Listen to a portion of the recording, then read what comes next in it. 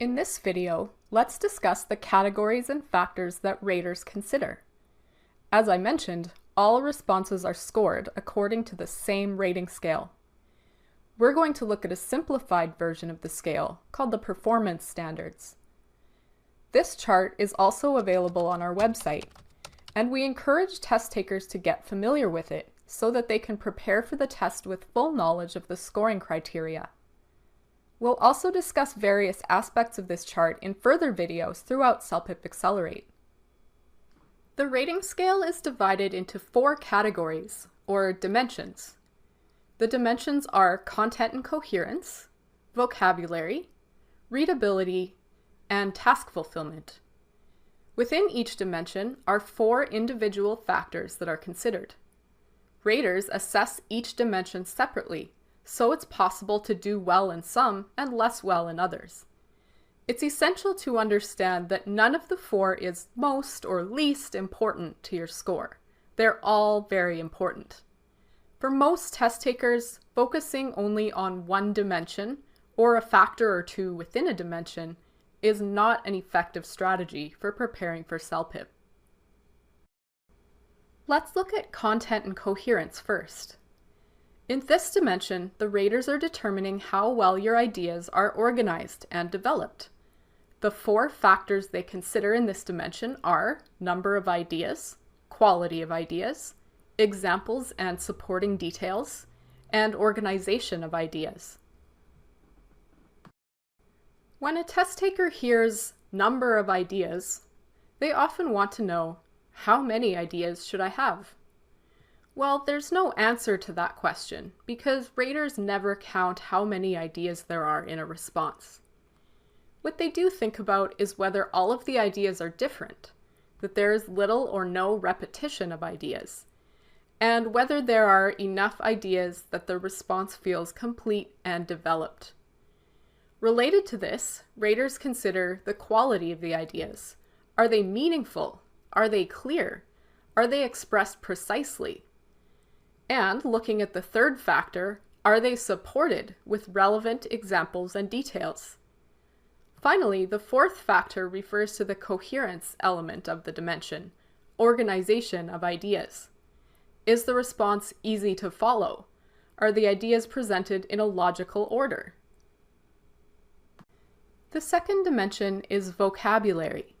In this dimension, the raters think about the range of your vocabulary and whether you can use it naturally.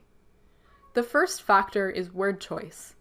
It probably doesn't come as a surprise that it's important to choose language that effectively expresses your meaning. The next factor is suitable use of words and phrases. Raters look for language that applies to the situation and is used correctly. The third factor, range of words and phrases, concerns your ability to use a wide variety of words. Some strategies you can use here are to avoid repeating the same words or phrases over and over. Paraphrase information from the question instead of copying it, and expand on the content of the question with specific descriptive details. The final aspect of the vocabulary dimension that raters take into account is precision and accuracy. They will be looking for words and phrases that express meaning as clearly and concisely as possible. They'll reflect on whether you're using common phrases accurately and using correct collocations. CELPIP is a test of everyday English, but everyday doesn't equal vague, awkward, or repetitive. Effective communication in everyday life requires making a consistent effort to use context-appropriate, varied, natural, and precise language. The third dimension is readability. Test takers sometimes assume that readability is the most important dimension, but again, this is not the case. Readability measures how intelligible and fluent the test taker's writing is. How easy is it to read and understand? Format and paragraphing is the first important factor here. Format refers to how the response looks on the screen. For example, in Task 1, Do the greeting, sign-off, and signature all start on the far left? Is the spacing between words, sentences, and paragraphs appropriate and consistent? Paragraphing means simply beginning each new main idea on a new line. This makes a long piece of text much more readable, and it's one of the easiest things to learn how to do. No high-level language or vocabulary skills required. The next factor is connectors and transitions. These are words and phrases that show the relationship between ideas. There are terms that introduce a series of ideas, like firstly, secondly, and finally. There are time references like then, after that, and prior to. There are cause and effect terms like as a result, because, and consequently. Ideas can also be connected in other ways. For example, with demonstrative pronouns like those, that, and it. These are just a few examples. There are hundreds of transitions and connectors. Grammar and sentence structure is the next factor. Grammar includes using verb tenses and articles appropriately, making sure your subjects and verbs agree, choosing prepositions that support your meaning, and so on. Sentence structure means the types of sentences you're able to use. For example, simple, complex, compound, compound complex, and conditional. If those terms aren't familiar to you, that's okay. What does matter is that you show your ability to use a variety of different grammatical structures and sentence types. The last factor in the readability dimension is spelling and punctuation.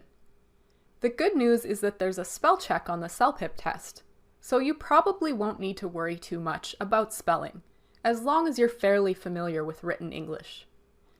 Finally, raters consider your use of punctuation.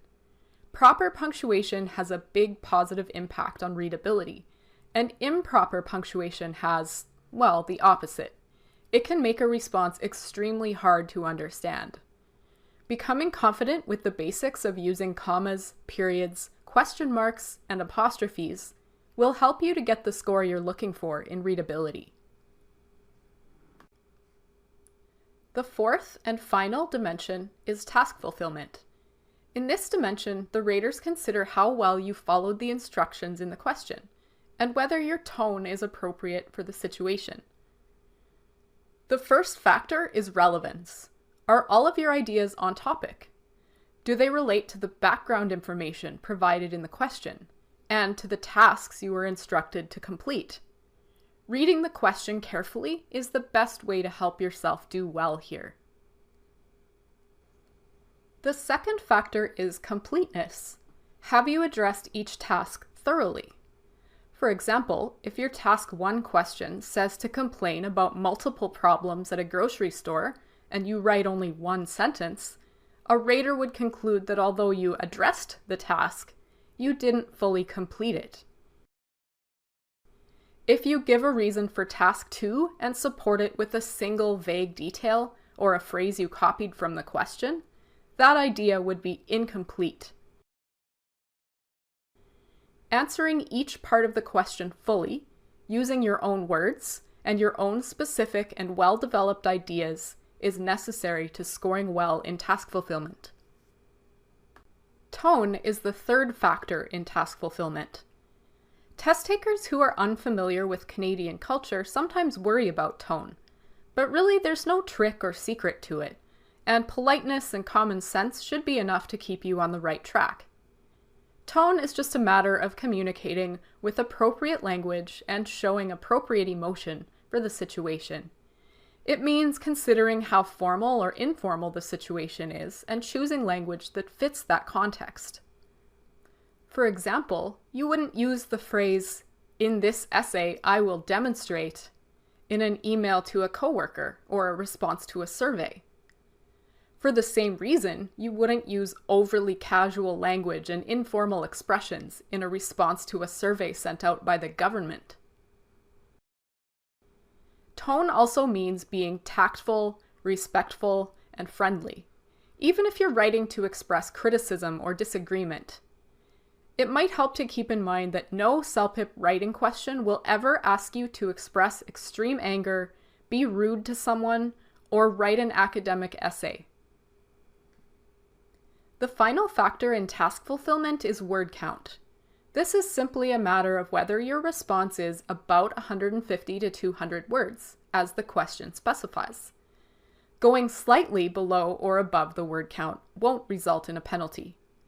However, if your response is under 135 words or over 220 words, you will be penalized for word count in task fulfillment. Hopefully, this walk through the performance standards will help to guide your preparation for the writing test. For a detailed look at each of the writing questions and strategies for completing them, we suggest checking out our free Writing Pro webinars, as well as the rest of the writing course in CELPIP Accelerate.